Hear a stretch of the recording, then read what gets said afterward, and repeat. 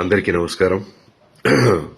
గత 4 రోజులుగా ఇంటర్నెట్లో, సోషల్ మీడియాలో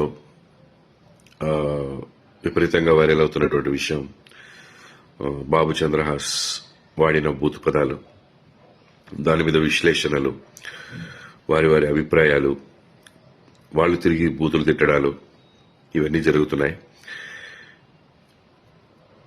ముందుగా నేను వాటి గురించి మాట్లాడతాను. బూతులు మాట్లాడడం అనేది పబ్లిక్గా నేనైనా, నా కొడుకైనా, ఎవరైనా సరే తప్పే. డెఫినెట్గా దాన్ని ఎంకరేజ్ చేయను. అండ్ ఇది ఫంక్షన్లో ఆ రోజు నేను సగం పాట అయిన తర్వాత అక్కడికి ఎంటర్ అవ్వడం జరిగింది. ఎంటర్ అయిన తర్వాత పాట అయిపోయిన తర్వాత మా బాబుతో చెప్పడం జరిగింది, నాన్న ఇలాంటివి పబ్లిక్గా వాడకూడదని. సరే daddy, next time I don't repeat అని చెప్పాడు. అది ప్రైవేట్గా చెప్పడం జరిగింది, నాట్ పబ్లిక్గా. సో బాగుంది, అక్కడితో అయిపోయింది అది. బట్ అది లైవ్ కాబట్టి లైవ్ కొన్ని ఛానల్స్లో వెళ్ళిపోయింది. బట్ అప్పుడు లైవ్ చూస్తున్న వాళ్ళు తక్కువ మందే ఉన్నారు, ఒక 1000 పీపుల్ ఉండుంటారు మొత్తం చూసిన వాళ్ళు. దాన్ని ముక్కగా కట్ చేసి మిగతా వాళ్ళు కెమెరాల ముందుకొచ్చి ఇది వినండి అని చెప్పి వినిపించారు. నా విన్నపం ఒకటే, మీరు తప్పు చేసిన వాడిని శిక్షించాలనుకోవడం తప్పు కాదు, కానీ ఆ ఇదిలో పడి మనం ఇంకో తప్పు చేస్తున్నాం, ఇంకా ఎక్కువ మందికి వినిపిస్తున్నాం వినకూడని మాటల్ని. అది చేయకుండా ఉంటే బాగుండి అనిపించింది. నేను ఓకే, మనం బాధ్యతగా ప్రవర్తించాలి అని అనుకున్నప్పుడు సమాజం పట్ల ఎక్కువ మందికి ఇది వినకూడదు, ఎక్కువ మంది ఇది వింటే పాడవుతారని ఫీల్ అవుతున్నప్పుడు దాన్ని తీసుకొచ్చి మళ్ళీ మనం వీడియో ముందు వినిపించడం అనేది అవసరం లేదు. దానికి లీగల్గా మనం ఏ యాక్షన్ తీసుకోవాలో తీసుకోవచ్చు, మనం ఎలా బుద్ధి చెప్పాలో చెప్పొచ్చు, ఇదంతా చేయొచ్చు.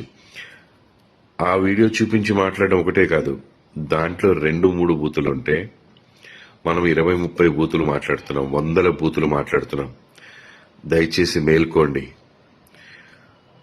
సమాజాన్ని ఉద్ధరిద్దాం అనే ఒక ఉద్దేశంతో బయలుదేరి సమాజానికి ఇంకా నష్టం చేస్తున్నామేమో, అది ఆలోచించండి. అండ్ ముఖ్యంగా అక్కడ నా భార్య కానీ నా కూతురు కానీ లేరు, వాళ్ళు చెన్నై షూటింగ్లో ఉన్నారు. ఆ విషయం తెలియకుండానే చాలా మంది చాలా మాటలు అన్నారు వాళ్ళని. తప్పం, అది పెద్ద తప్పు. ఏదైనా తెలుసుకుని మాట్లాడాలి. ఇంకో ముఖ్య విషయం, నన్ను కూడా చాలా మాటలు అన్నారు. పెంచడం రాదా, పద్ధతి తెలియదా అని. నేను నేర్పించిన పద్ధతులు, నేను నేర్పించిన సంస్కారం, లేదా నేను ఎలా పెంచాను అనేది ఈ ఒక్క పదంతో మీరు డిసైడ్ చేయకూడదు. నా బిడ్డ టాలెంట్ చూడండి, నేను ఎలా పెంచాను. ఈ రోజున బరాబర్ ప్రేమిస్తా సినిమా చూసిన వాళ్ళు ప్రతి ఒక్కళ్ళు చెప్తున్నారు అద్భుతంగా చేశాడని, డాన్స్లో అద్భుతంగా చేశాడు, యాక్టింగ్ అద్భుతంగా చేశాడని. ఎంతో మెచ్యూరిటీ ఉన్న వ్యక్తిగా మాట్లాడుతున్నాడు అని. సో తప్పుని నేను సమర్థించట్లేదు, కానీ తప్పుని ఎత్తి చూపే పనిలో పడి మనం ఎక్కువ తప్పులు చేస్తున్నామేమో, సమాజానికి ఇంకా ఎక్కువ హాని చేస్తున్నామేమో అని అనుకుంటున్నాను.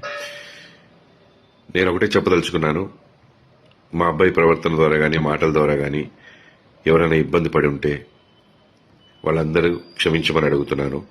ప్లస్ ఆ రోజు ఆ ఫంక్షన్కి నా మీద ప్రేమతో వచ్చినటువంటి జేడి చక్రవర్తి అన్న, ఆది సాయి కుమార్ గారు, జయంతి పరాంజీ గారు, వీళ్ళందరూ కూడా నన్ను మన్నించమని నేను కోరుకుంటున్నాను. సారీ అన్న, మీరు నా ఫంక్షన్కి వచ్చినందుకు కొంత అవమానం జరిగింది, మీరు కూడా మాట పడాల్సి వచ్చింది. I'm sincerely sorry for that మీ అందరికీ. అండ్ డైరెక్టర్ గారు, ప్రొడ్యూసర్ గారు, వాళ్ళందరూ కూడా ఎవరు ఇందులో ఇన్వాల్వ్ అవ్వలేదు. సో ప్లీజ్ మాట్లాడేవాళ్ళు అన్ని విషయాలు తెలుసుకొని మాట్లాడండి. ఒక విషయం తెలుసుకొని మిగతా విషయాలన్నీ మాట్లాడకండి, లేదా దాని గురించి మాట్లాడండి, తప్పు లేదు, ప్రశ్నించడం తప్పు లేదు. ఇక్కడే స్టార్ట్ అయింది, ఈ రోజు స్టార్ట్ అయింది. ఇకపైన ఎక్కడ మనకి బూతులు వినపడకూడదు. దాంట్లో నేను కూడా మీతో తోడుగా ఉంటాను. తప్పకుండా మనందరం ఫైట్ చేద్దాం, ఇకపైన బూతులు లేకుండా. బరాబర్ ప్రేమిస్తా సినిమా చాలా బాగుందని ప్రజలు చెప్తున్నారు. తప్పకుండా సినిమా అందరూ చూసి ఆదరించండి. నా బిడ్డ తప్పుని ఇచ్చారు, వాడి టాలెంట్ను కూడా ఒకసారి చూడండి, చూసి మీ అభిప్రాయం చెప్పండి. బరాబర్ ప్రేమిస్తా ఇన్ థియేటర్స్.